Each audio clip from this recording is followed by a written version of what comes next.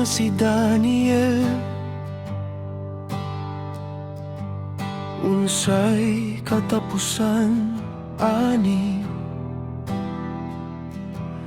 Ningingon ang manulonda, lakaw lang ayaw kabalaka.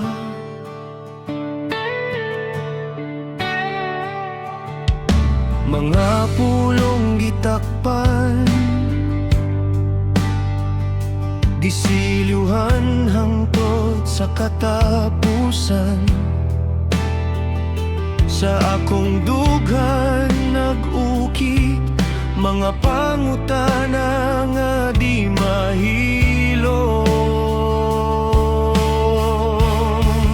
Tinago sa pitong selyo,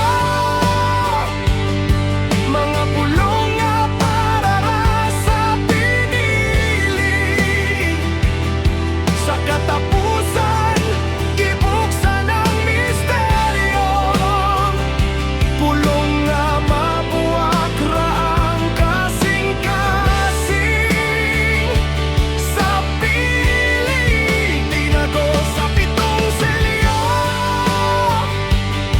dili tanan makadungog ani. Sa tingog sa ikapito nga mensahero, nagmata ang tinuod nga anak sa hari.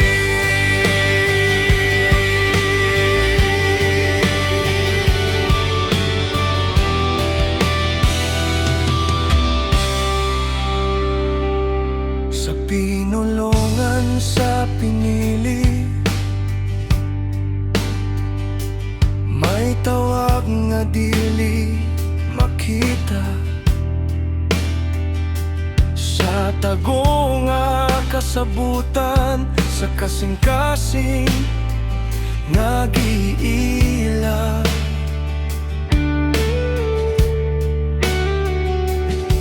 Si Elias sa katapusang mga adlaw, naghuwat na di ay sa dapling sa dalan.